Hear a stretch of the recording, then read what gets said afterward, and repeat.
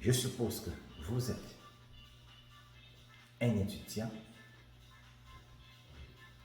qui a longtemps cherché la possibilité pour partir faire des études aux États-Unis. Et que vous remplissez bien les critères. Quelle est la chose la plus importante qu'il faut faire?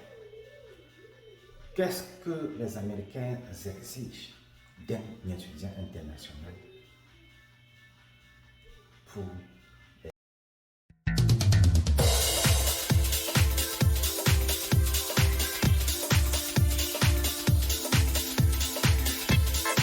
études universitaires? Comment savoir si on est qualifié pour aller fréquenter aux États-Unis? Qu'est-ce qu'il faut faire? Sans toutefois tarder, je vais, dans la plage de vidéo, essayer de donner un peu mon point de vue en fonction de mon expérience personnelle, en fonction de ce que moi-même je vis sur le terrain. Je prends de l'expérience, je parle de mon expérience sur le terrain pour faire une vidéo appropriée. Qu'est-ce que les Américains exigent pour un étudiant étranger? Vous voulez postuler? Qu'est-ce qu'il faut faire? Il faut recenser les établissements auxquels votre filière s'y trouve. C'est la première chose. Il faut faire du recensement. Bon, maintenant, qu'est-ce que les Américains aiment beaucoup plus? Quand vous avez un candidat, on suppose que vous remplissez les critères pour venir étudier. Qu'est-ce qu'ils veulent? Première des choses, ils ont besoin de votre transcript. Ça, c'est un peu, je vais appeler ça, c'est un peu comme votre record académique. C'est un peu ça. C'est quoi? Ce transcript, c'est quoi? C'est un document officiel qui précise les cours, les activités de recherche et de formation, d'enseignement que vous faites. Ça dit que c'est ce que vous êtes censé faire, ce que vous avez fait au courant de l'année. Donc, c'est un peu cela, le transcript. Donc, en d'autres termes, je vais aussi dire que c'est comme un relevé de notes. Voilà, c'est ça le mot. Qu'est-ce que vous avez dans ce transcript? Qu'est-ce qu'on ressort? Quand l'université prend votre dossier au niveau de votre transcript, qu'est-ce que l'université doit voir? Ils doivent, qu'est-ce qu'ils recherchent? Ils cherchent l'inventaire. C'est-à-dire que, je veux dire que c'est, en principe, ce transcript, c'est un peu comme, je ne sais pas, c'est l'inventaire d'un étudiant au regard des cours qu'il a suivis en vue de son diplôme et des notes qu'il a obtenues. C'est un peu ça.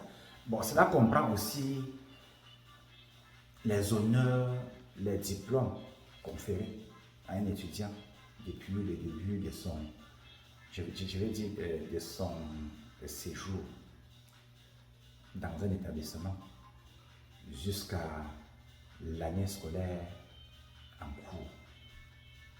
Donc ça, c'est-à-dire qu'on prend tout ce que vous avez eu à faire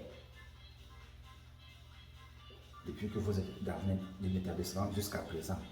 Ça, c'est un peu un record, c'est un peu comme ça. Les Américains appellent ça le transcript.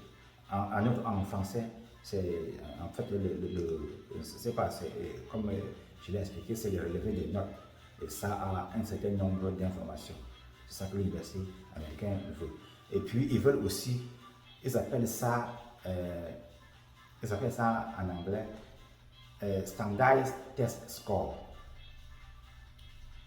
Test Score. Ça, c'est en anglais. Et pour expliquer ça là, à ce niveau, vous avez besoin, ça dépend de l'université.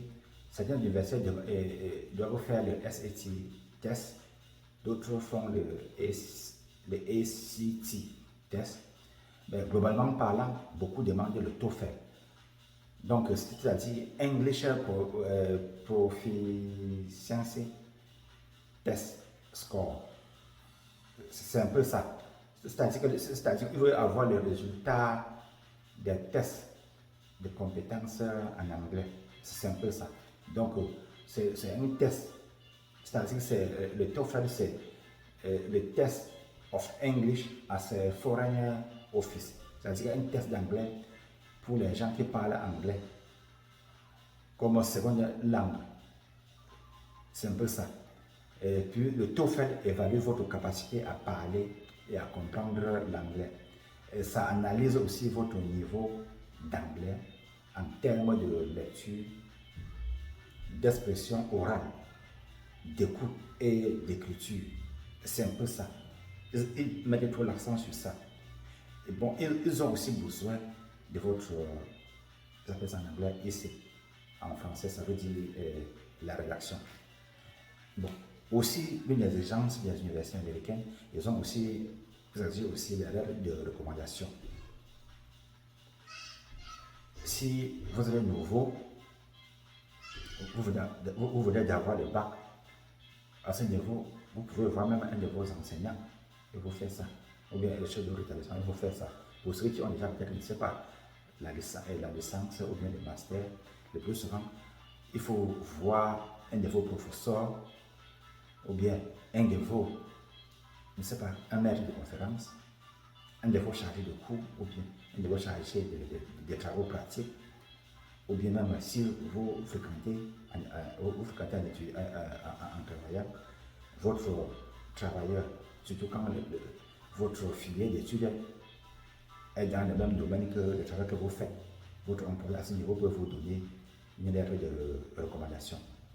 Et même le chef de l'établissement, même votre chef de département peut bien vous donner une lettre de recommandation.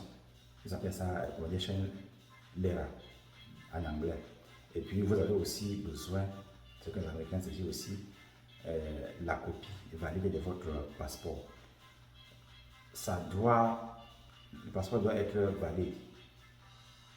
Et sachez que quand l'université regroupe tout ça, le département d'admission traite et puis en certain nombre, en tenant compte de l'exigence de ce qu'ils veulent. Ils ont ça devant eux, ils étudient, ils voient si vous êtes un candidat qui peut venir faire les cours, si vous pouvez prendre place, vous pouvez avoir une place dans l'université auquel eux ils sont. Donc c'est un peu ça. Ça c'est les exigences.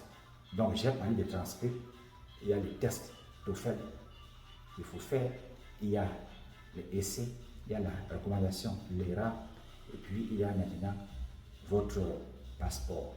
C'est ce que les Américains aiment comme exigence pour un étudiant international. S'il vous plaît, si vous trouvez cette vidéo importante, veuillez partager à vos proches.